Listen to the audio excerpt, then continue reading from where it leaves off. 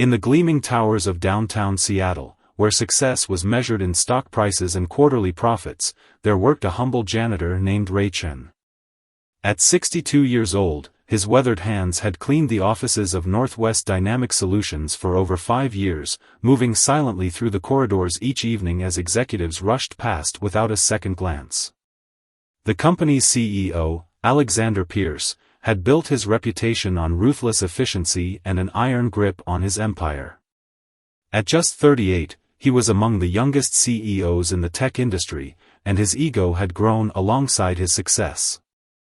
His tailored suits and perfectly styled hair were as much his armor as the Special Forces gear Ray had once worn in another life, decades ago.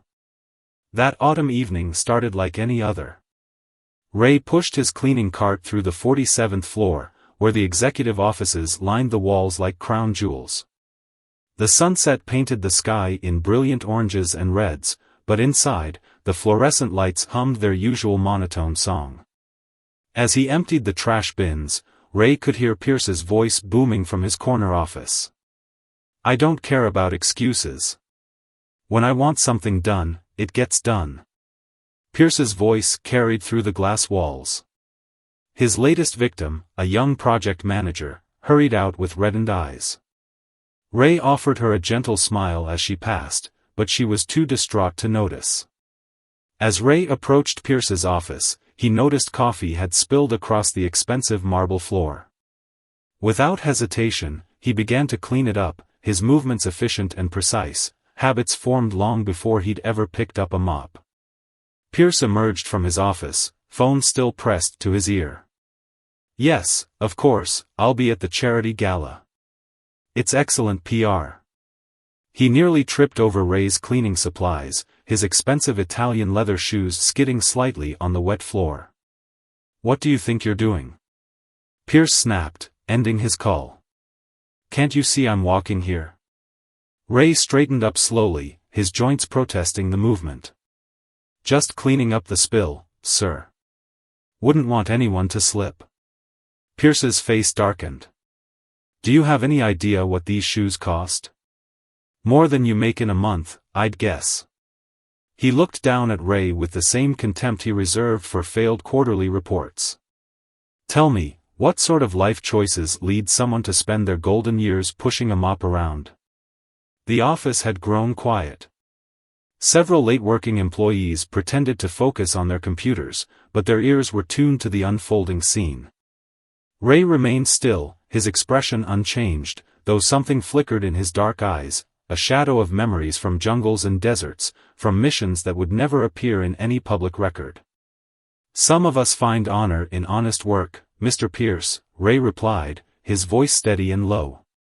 "Something my old team taught me." Pierce barked out a laugh. "Honor? In scrubbing toilets? Please." He turned to his gathering audience, playing to them now. "Look, everyone, our janitor thinks he's some kind of philosopher. Tell me, what great wisdom did your team impart? The proper way to fold toilet paper?" Ray's weathered hands remained relaxed at his sides, but his posture had shifted imperceptibly. 20 years in the Special Forces had taught him to read people like books, and Pierce was an open page of insecurity masked by arrogance. "They taught me that true strength isn't about putting others down to feel powerful." Pierce's face flushed red. "How dare you? Do you know who I am? I built this company from nothing. I employ thousands of people. Yes, sir. I know exactly who you are." Ray's voice remained calm, like still water hiding deep currents. "And I clean your office every night, including the photos on your wall. The ones of your father's hardware store, where this company really began." The color drained from Pierce's face. The photos were his carefully hidden secret, the truth behind his self-made millionaire story. His father's store had provided the seed money, the connections, and the initial contracts that had launched Northwest Dynamic Solutions. "You're fired," Pierce spat. "Clear out your things and be gone in 10 minutes, or I'll have security throw you out." Ray nodded once, his movement precise and controlled. As you wish, sir. He began to pack his supplies with the same methodical efficiency he'd once used to field strip or rifle. The watching employees shifted uncomfortably in their seats, but none dared to speak up. As Ray wheeled his cart toward the service elevator, Pierce couldn't resist one final jab. Maybe this will teach you to show proper respect to your betters. Ray paused at the elevator doors.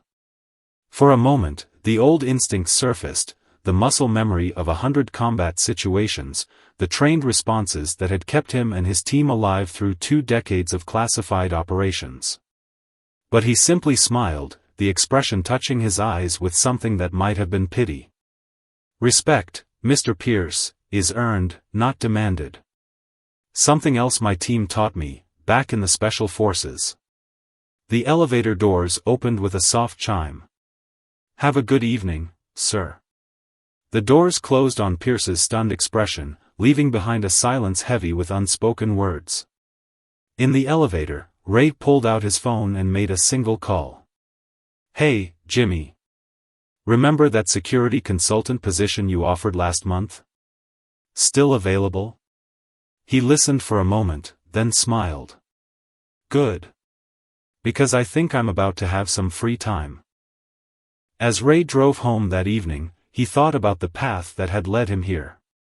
From the jungles of Southeast Asia to the mountains of Afghanistan, from classified missions to cleaning floors, life had taught him that true power lay not in titles or corner offices, but in the quiet strength of knowing exactly who you are. And Alexander Pierce? He stood in his office, staring at the photos of his father's hardware store, suddenly feeling much smaller than he had that morning. His perfectly ordered world had developed a crack, and through it leaked questions he'd spent years avoiding. Outside his window, the Seattle skyline sparkled like scattered diamonds, indifferent to the small dramas playing out in its towers of glass and steel. Unknown to both men, this encounter was just the beginning. The ripples from their confrontation would spread far beyond the 47th floor, touching lives and changing fates in ways neither could imagine. But that was tomorrow's story, and for now, the night settled over the city like a velvet blanket, covering both mansions and modest apartments with the same gentle darkness. The next morning, the corporate office was buzzing with whispers about the confrontation. Word had spread quickly, as it often does in places where entertainment comes in the form of other people's drama. But while the employees traded stories about the humble janitor who'd stood up to their tyrannical CEO, Alexander Pierce sat in his office, doing something he rarely did, research. His computer screen displayed military records, or at least, the heavily redacted versions available to civilians. Raymond Chen's service history was mostly blacked out, classified information hidden behind thick black lines. But what remained told a story that made Pierce's coffee grow cold in his expensive mug. 23 years of service.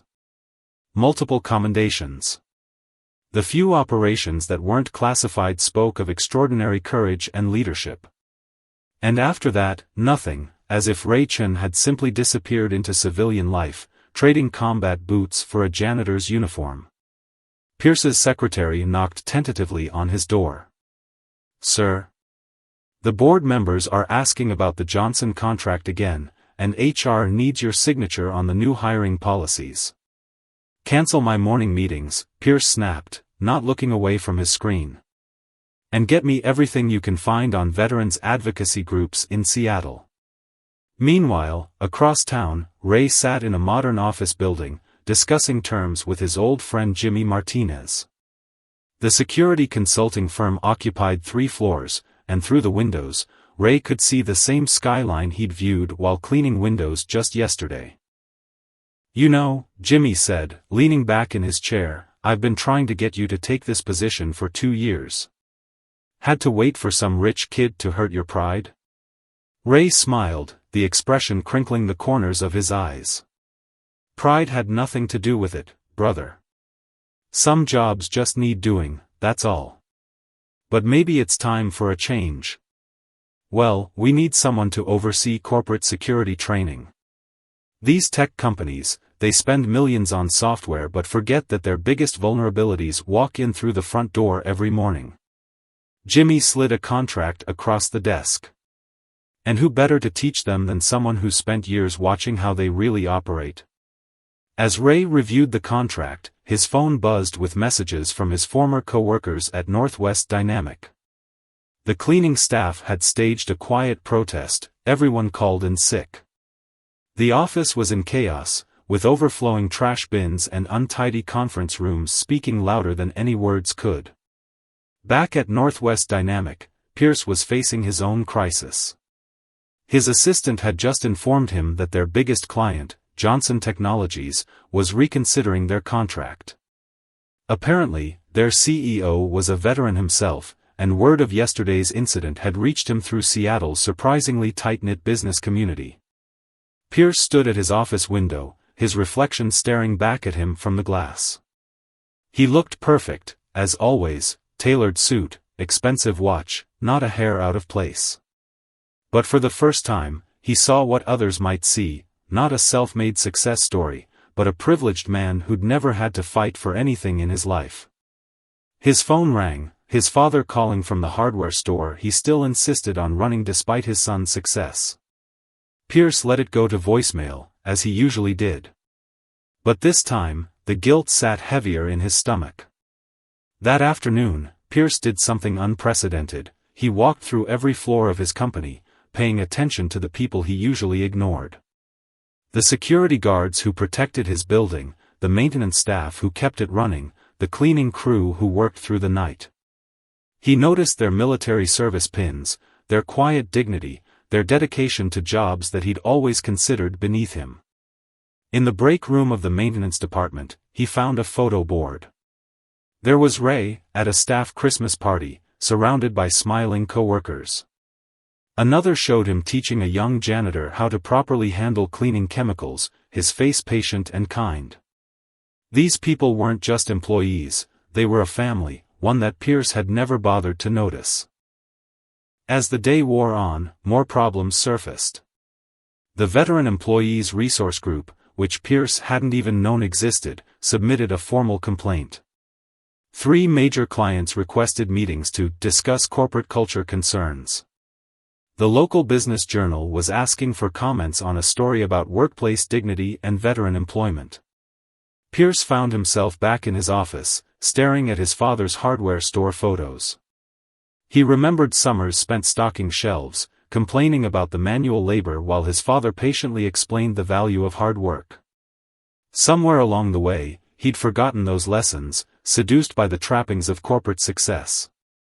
Meanwhile, Ray spent his evening at his small apartment, looking through old photographs. His Special Forces team smiled back at him from faded images, young men in desert camouflage, arms around each other's shoulders, faces streaked with dust and determination. Many of those men now worked jobs similar to the one he'd just left, bringing their military discipline and dedication to civilian tasks that others might consider menial. His phone rang, Jimmy again. "You're not going to believe this," his friend said. Northwest Dynamic just posted a job opening for a corporate security and veterans affairs director. 6-figure salary, direct report to the CEO.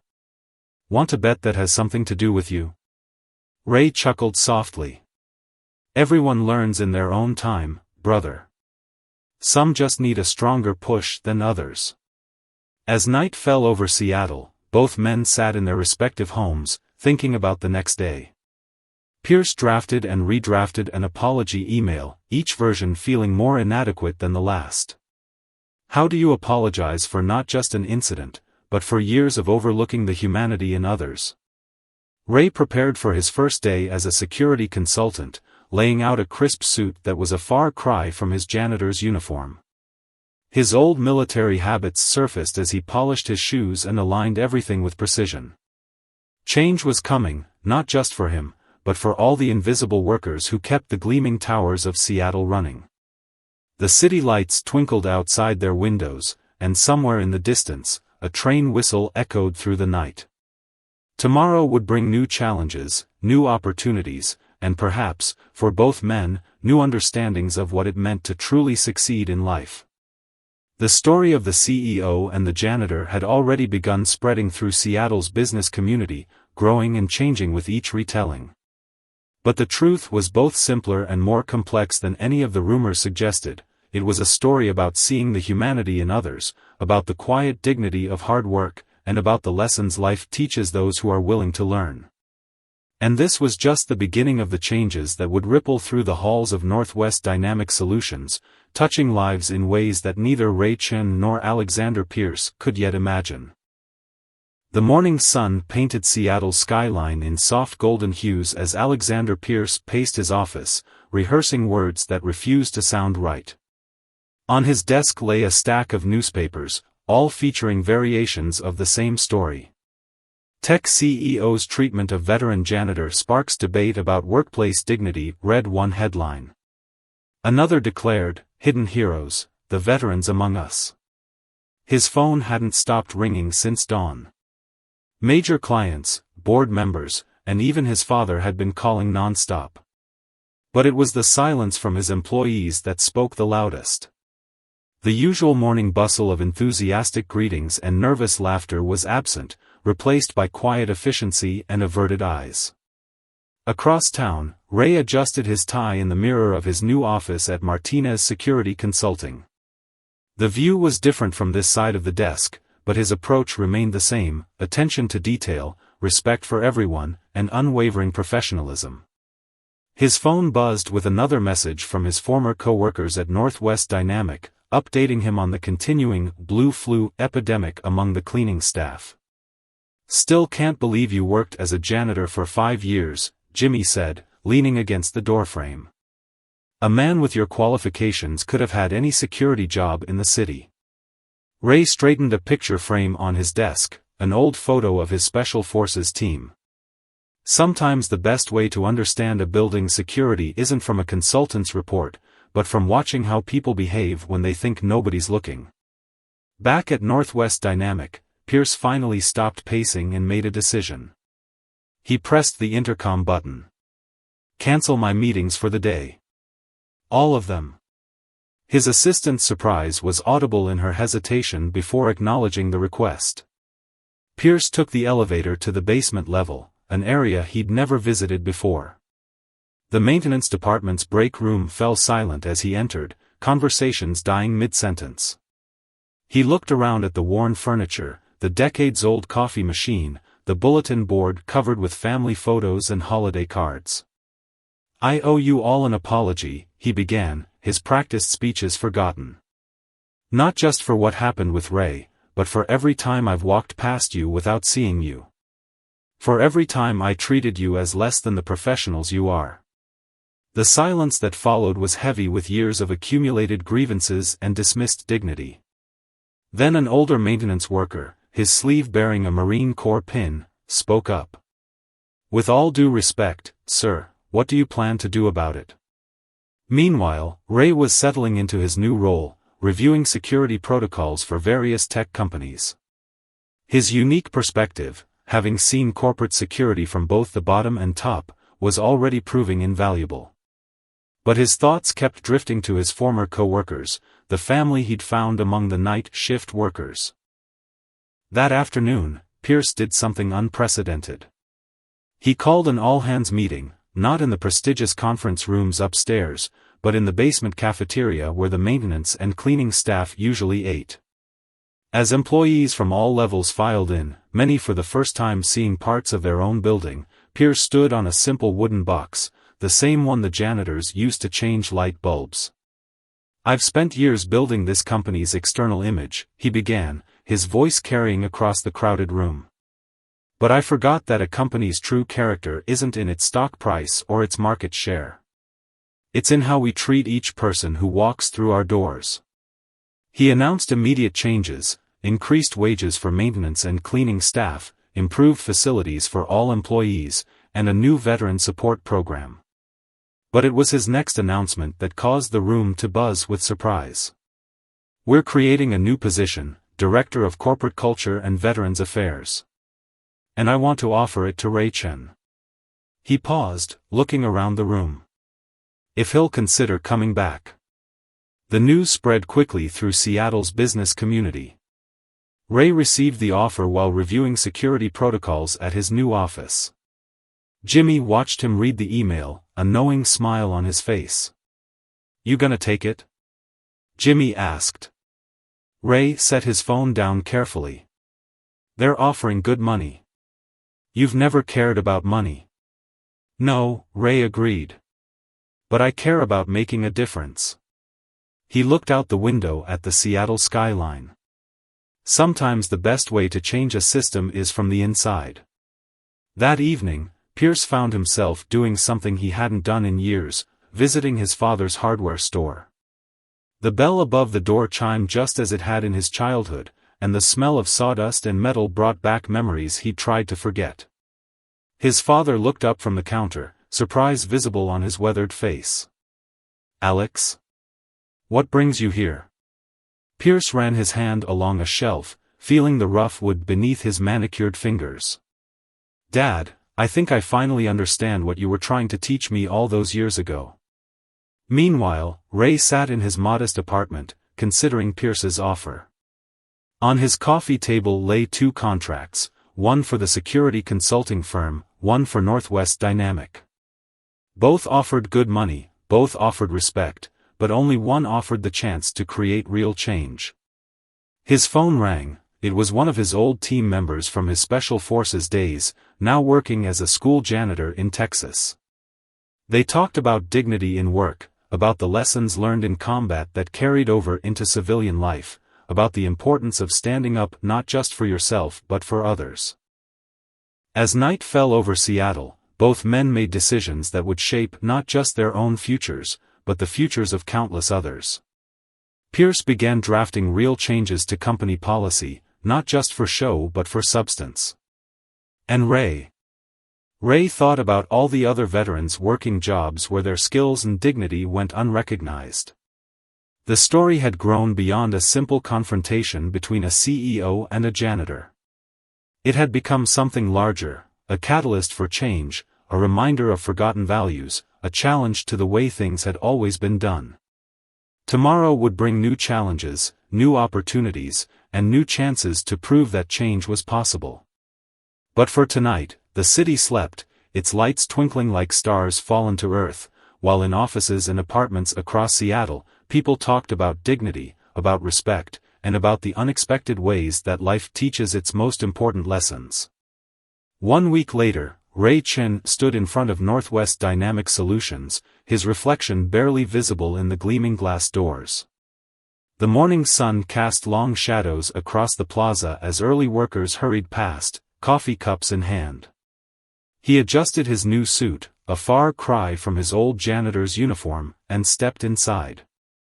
The security guard, Tom, broke into a wide smile. "Welcome back, Ray. Or should I say, Director Chen." They shared a warm handshake, the kind that spoke of years of early morning conversations and shared coffee breaks. "Just Ray, Tom. Always just Ray." He signed the visitor's log, muscle memory from thousands of previous mornings, though now he was writing his name in the executive column instead of maintenance. The elevator ride to the 47th floor felt different this time. Employees who had once looked through him now nodded in recognition, some offering quiet words of welcome. The story of the janitor-turned-director had become something of a legend within the building, growing more elaborate with each retelling. Pierce was waiting in his office, the morning light casting long shadows across the expensive carpet. "Ray," he said, extending his hand. "Thank you for accepting the position." The handshake was firm, measured, 2 men testing the waters of a new relationship built on the ruins of the old. Through the glass walls, curious employees tried to look busy while stealing glances at the meeting. "I accepted because I believe in second chances," Ray replied, his voice carrying the same quiet authority it had during his Special Forces days. "Both in giving them and receiving them." Pierce gestured to a chair. "I've spent the last week reading about your military service, what's not classified, anyway. 23 years in Special Forces. Multiple commendations. Why did you choose to work as a janitor?" Ray's eyes drifted to the photos of the hardware store on Pierce's wall. Sometimes the best way to understand a place is from the ground up. My team taught me that in the field, you don't plan an operation from a helicopter, you walk the ground first. Meanwhile, throughout the building, changes were already visible. The basement break room had new furniture, the old coffee machine replaced with one that matched the executive floors. Maintenance staff wore new uniforms with their names and military service branches proudly displayed. Small changes, perhaps, but ones that spoke of bigger transformations to come. In the executive conference room, Ray laid out his vision for the new veterans program. It's not just about hiring veterans, he explained to the board members. It's about recognizing and utilizing their skills. A former logistics officer might make an excellent operations manager. A combat medic could enhance our safety protocols. Pierce watched as Ray commanded the room's attention without raising his voice once. It was a different kind of authority than his own loud, demanding style, one built on earned respect rather than enforced deference. Later that afternoon, Ray visited his old team in the maintenance department. They gathered around him in the break room, the same space where he'd shared countless meals and stories over the years. "Don't forget us now that you're up in the clouds," joked Miguel, a former Marine who'd worked alongside Ray for 3 years. "Never," Ray replied, his smile reaching his eyes. "Besides, someone needs to make sure they don't forget what keeps this place running." As the day progressed, word spread through Seattle's business community about Northwest Dynamics' new direction. Other companies began calling, inquiring about their veterans program. Pierce found himself fielding questions not about profit margins, but about corporate culture and employee dignity. In his new office, a modest space he'd chosen over the offered executive suite, Ray pinned up a world map marked with small red dots. Each represented a member of his old Special Forces team, now scattered across the country, many working jobs far below their capabilities. "Planning something?" Pierce asked from the doorway, noticing the map. "Change doesn't happen in just one building," Ray replied, adding another pin. "These are all veterans with extraordinary skills, working jobs that don't utilize their full potential. Not because they can't do more, but because nobody thought to look deeper." Pierce studied the map thoughtfully. "You're thinking bigger than just Northwest Dynamic, aren't you?" "In Special Forces, we never left anyone behind," Ray said simply. "That didn't stop when we took off the uniform." As evening settled over Seattle, Ray made his way through the building one last time, not pushing a cleaning cart now, but seeing everything through both old and new eyes. He stopped to chat with the night shift workers, exchanging quiet words of encouragement and respect. In his office upstairs, Pierce worked late, drafting emails to other CEOs in his network. The story of Ray Chen had taught him something about true leadership, about the kind of legacy he wanted to leave. His father's hardware store photos seemed to watch him with approval. Outside, the city lights began to twinkle on, one by one, like stars emerging after sunset. In offices and maintenance rooms throughout Seattle, people talked about Northwest Dynamic, about changes both small and large, about dignity found in unexpected places. And somewhere in the quiet hours of that evening, a former Special Forces operator turned janitor turned director smiled, knowing that sometimes the greatest missions don't involve weapons or tactics, but simply the courage to stand up and say, "Every person deserves respect, every job has dignity, and every day brings a new chance to make things right." The story was far from over. In fact, it was just beginning to spread its wings, reaching out to touch lives far beyond the glass towers of Seattle's business district. But that was tomorrow's chapter, and for now, the night settled gently over the city, covering both boardrooms and break rooms with the same soft darkness. The story of Northwest Dynamics' transformation spread through the corporate world like ripples in a pond. 1 month into his new role, Ray sat in his office, reviewing applications from veterans seeking employment. Each resume told a story, of sacrifice, of struggle, and of skills waiting to be recognized. His phone buzzed with a message from Pierce, meeting with Johnson Technologies in 10 minutes. They want to hear about our veterans program. The Johnson Technologies meeting wasn't just any meeting. Their CEO, David Johnson, was a former Navy SEAL who'd built his company from scratch. He'd been one of the first to threaten pulling contracts after Ray's confrontation with Pierce, and now he wanted to see if the changes were more than just corporate window dressing. In the conference room, Ray stood beside Pierce as they presented their new initiatives. The cleaning staff now included 5 veterans, all receiving competitive salaries and benefits. The maintenance department had been restructured, with military experience counted as valuable workplace training. But it was their newest project that caught Johnson's attention. "We're calling it Operation Second Chance," Ray explained, pulling up a presentation. "It's a partnership with local veterans organizations to identify and recruit former military personnel. We don't just look at their most recent job, we look at their military experience and help translate those skills into corporate roles." Johnson leaned forward, his interest visible. "And how's that working out?" Pierce stepped in. "Our former supply sergeant is now managing our entire logistics chain. Efficiency is up 40%. A former military intelligence officer heads our cybersecurity team. Our networks haven't been safer." Meanwhile, in the building's lobby, a young woman in a pressed suit waited nervously. Jenny Torres, former Army communications specialist, had spent the last 2 years working at a fast food restaurant. Her resume sat in her lap, her hands slightly trembling. Upstairs, Ray's phone buzzed again. "Your 2 p.m. interview is here," his assistant texted. "Excuse me," Ray said, standing. "Mr. Johnson, would you like to see our program in action?" In the interview room, Jenny stood at attention when they entered. Old habits die hard.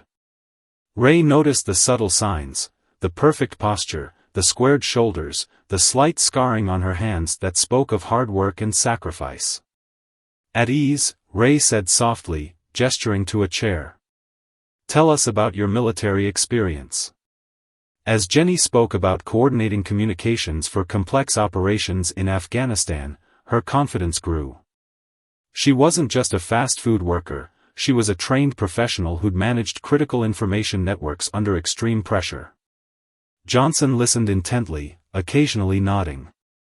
When Jenny finished, he turned to Ray. "You're right. We've been looking at this all wrong." He handed Jenny his business card.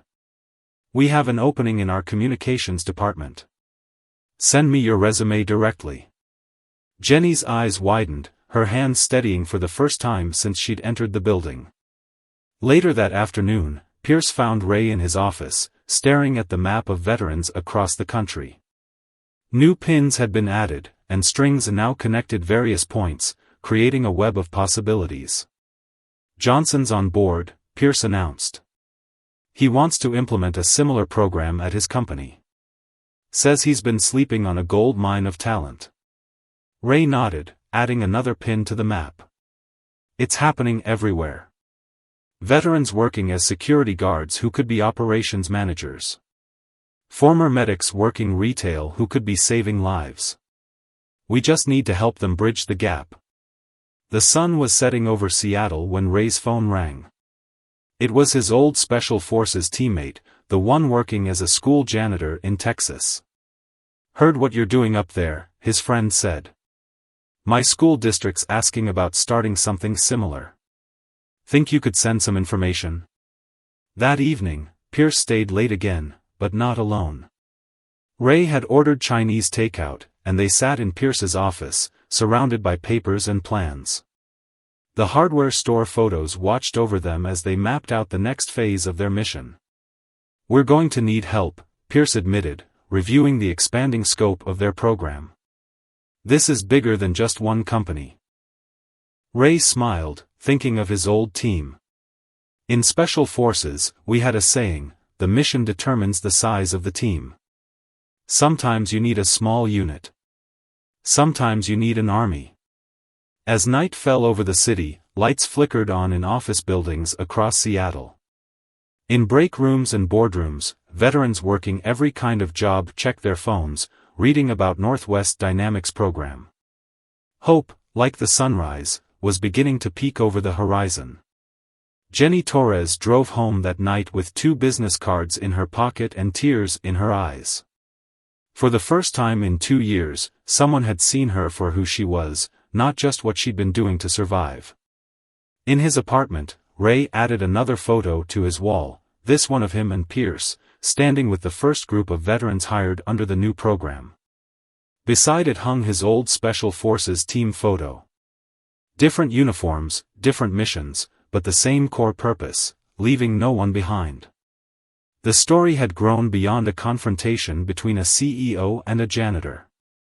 It had become a movement, a ripple effect touching lives across the country. And tomorrow would bring new challenges, new opportunities, and new chances to prove that everyone deserves a second chance at dignity. As Seattle's lights twinkled against the night sky, the mission continued. In offices and homes across the city, people began to look at their coworkers differently, wondering what hidden talents and untold stories might be waiting to be discovered. The transformation had begun, not just of a company, but of how society viewed and valued its veterans. And this was just the beginning. 3 months into Operation Second Chance, Northwest Dynamic had become a case study in corporate transformation.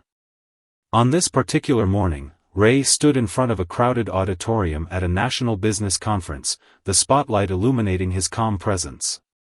The way we treat our people isn't just about morality, he explained to the assembled CEOs and business leaders.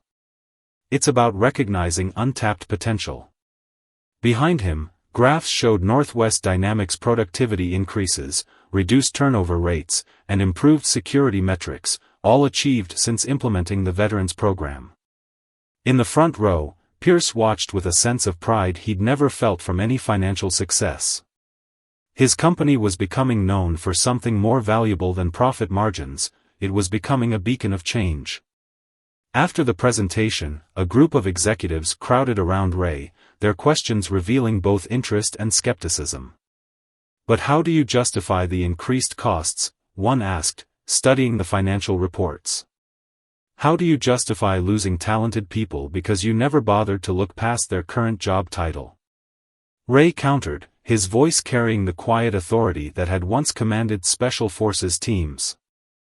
Back at Northwest Dynamic, the changes were visible everywhere.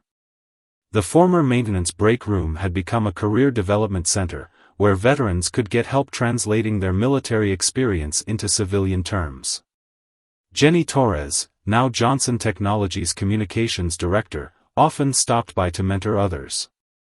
That afternoon, Pierce hosted a different kind of meeting.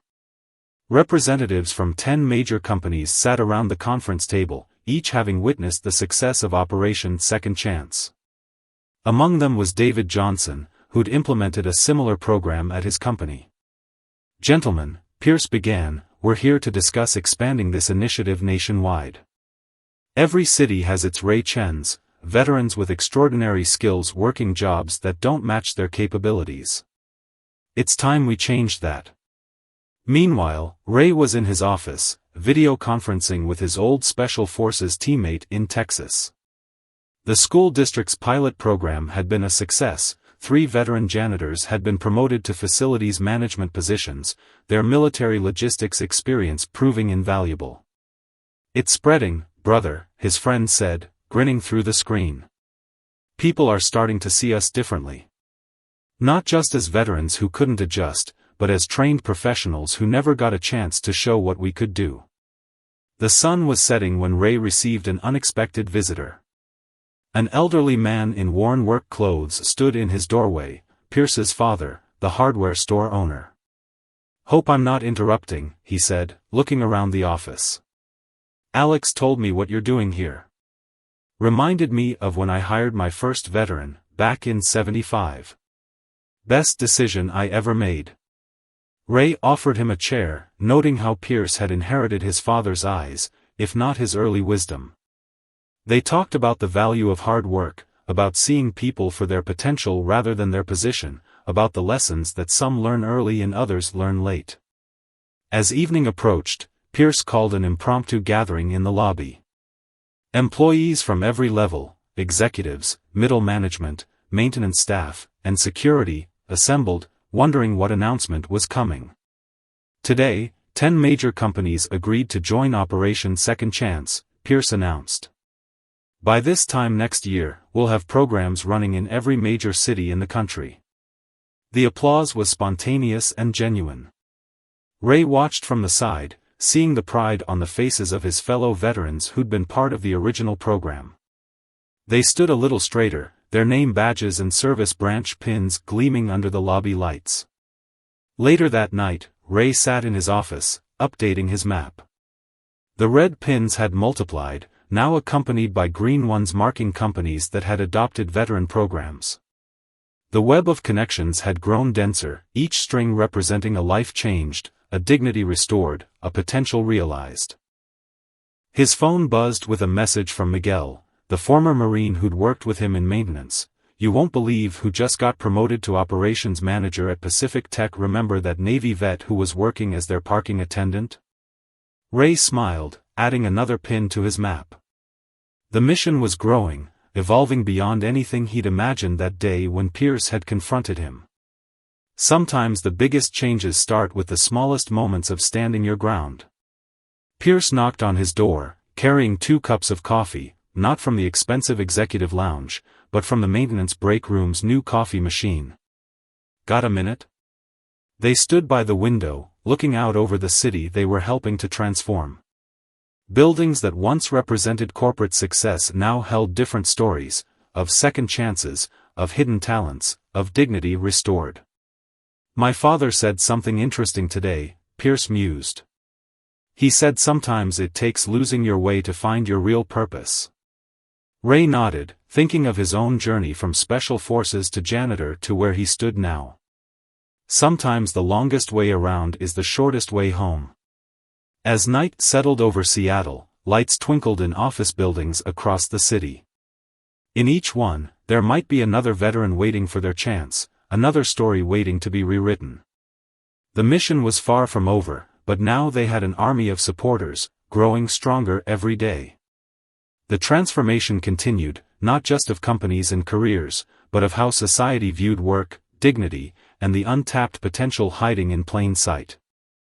And somewhere in the quiet hours of that evening, both men knew that this was just the beginning of something much bigger than themselves. The story of the CEO and the janitor had become a catalyst for change, spreading across the country like dawn breaking over the horizon. And tomorrow would bring new challenges, new opportunities, and new chances to prove that everyone deserves the dignity of being seen for who they truly are. 6 months into the nationwide expansion of Operation Second Chance, Ray stood in his office, watching a morning news segment about their initiative. The reporter interviewed veterans whose lives had been transformed, a former combat medic now running a hospital's emergency response team, a military strategist leading corporate planning at a Fortune 500 company. His phone lit up with a text from Pierce. "White House called. They want to discuss implementing the program at the federal level." The journey that had begun with a confrontation over spilled coffee had sparked a movement that was reshaping how America viewed and valued its veterans. But success had brought its own challenges. That morning's executive meeting had a different tone than usual. "We're facing pushback," Pierce announced, spreading out reports across the conference table. "Some companies are calling it reverse discrimination. Others claim we're militarizing corporate America." Ray listened quietly, his expression unchanged. He'd faced skeptics before, from battlefield commanders to corporate executives. "Change always faces resistance," he said finally. "But let's look at the numbers." He pulled up their latest data. Companies participating in Operation Second Chance showed increased efficiency, improved security, and higher employee satisfaction across all departments, not just among veterans. The program wasn't just helping veterans, it was transforming entire corporate cultures. Later that afternoon, Ray visited the maintenance department, something he did every week, refusing to forget his roots. The break room was filled with both familiar and new faces, including several recently hired veterans. "Got a situation you should know about," Miguel said, pulling him aside. "Remember that security company that was giving us trouble? They just fired 3 vets for speaking up about working conditions." Ray's jaw tightened slightly, the only visible sign of his concern. In his pocket, his phone buzzed with another message from Pierce, media asking for comment on the Security First situation. Upstairs, Jenny Torres had arrived for their weekly mentor meeting. Now successfully established at Johnson Technologies, she'd become a vocal advocate for the program. "We're not just changing jobs," she explained to a group of new participants. "We're changing perceptions." The afternoon sun cast long shadows across Ray's map of veteran placements when Pierce entered his office. "The Security First situation is getting ugly," he said, closing the door. "They're claiming our program is creating division in the workplace." Ray stood at the window, watching the city below. "When I was in Special Forces," he said quietly, "we had a saying, the hardest battles are fought on familiar ground. We're not just fighting for jobs anymore, we're fighting for understanding." That evening, they called an emergency meeting with their network of participating companies. David Johnson joined virtually from his office, along with CEOs from across the country. The discussion wasn't just about Security First, it was about the future of their entire initiative. "We need to change the narrative," Ray explained, his voice carrying the same calm authority that had once guided his team through combat zones. "This isn't about special treatment. It's about recognizing talent that's been overlooked." Pierce watched his former janitor command the attention of some of America's most powerful business leaders. The transformation wasn't just in their companies, it was in him too. He'd learned that true leadership wasn't about authority, but about vision and respect. Late that night, Ray received an unexpected call from his old team member in Texas.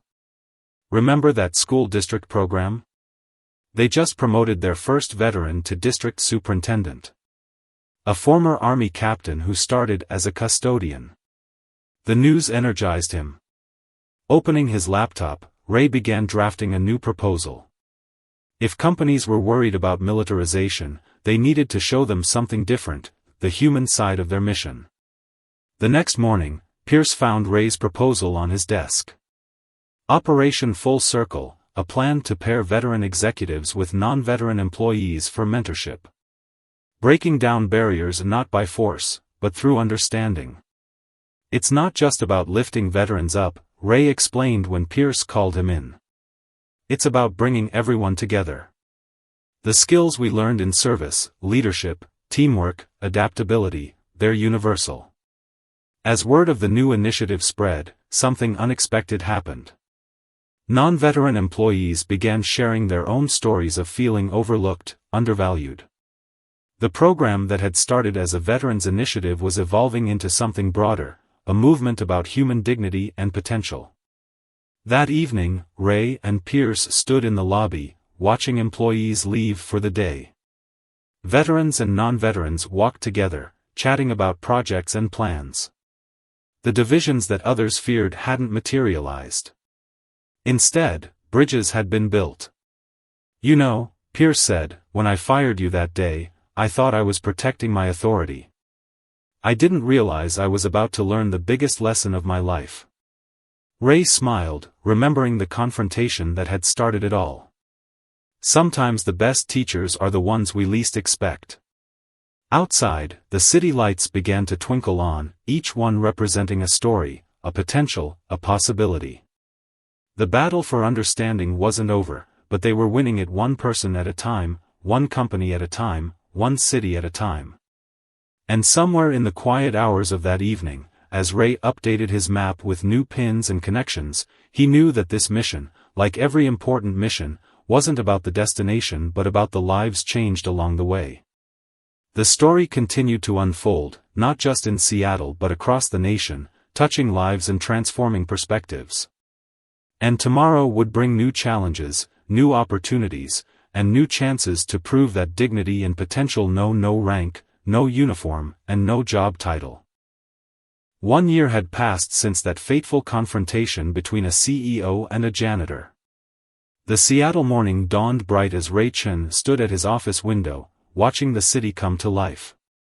On his wall, the map that had started with a few red pins now bloomed with markers of all colors, each representing a life changed, a barrier broken, a story rewritten.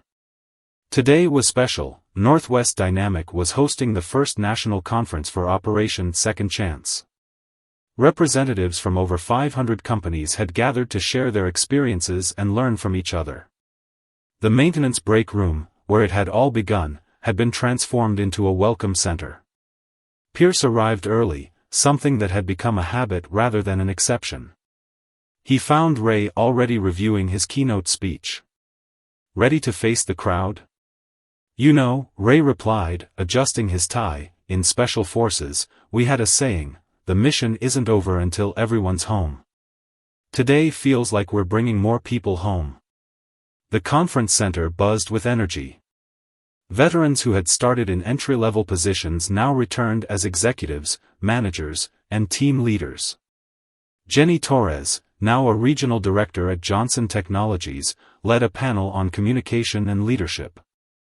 Miguel, the former Marine from maintenance, shared his story of rising to operations manager. But it wasn't just success stories being shared. They discussed challenges, setbacks, and lessons learned. The Security First incident had become a case study in how to handle resistance to change. Their response, Operation Full Circle, had turned potential division into unity.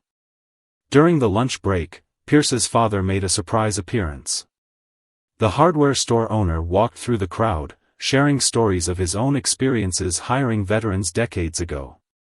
Sometimes, he told a group of eager listeners, the best way to build something is to start from the foundation up. In the afternoon session, Ray introduced their newest initiative, Operation Legacy. The program would extend beyond veterans to include anyone with unconventional backgrounds or overlooked potential. The skills they'd learned about recognizing talent in unexpected places could benefit everyone. This was never just about veterans, Ray explained to the packed auditorium. It was about seeing the potential in every person, regardless of their uniform or lack thereof. As he spoke, faces in the crowd nodded in understanding. There was David Johnson, who had transformed his tech company's hiring practices. Janitor, whose communication skills now helped others find their voice. And countless others whose lives had been touched by what had started as a simple stand for dignity. Pierce watched from the side, remembering the arrogant CEO he'd been a year ago. The photos of his father's hardware store still hung in his office, but now they were joined by pictures of team celebrations, promotions, and success stories. During the evening reception, Ray received an unexpected call. The White House had finished reviewing their program. Starting next month, Operation Second Chance would be implemented across all federal agencies. The ripple had become a wave. "You know what this means?"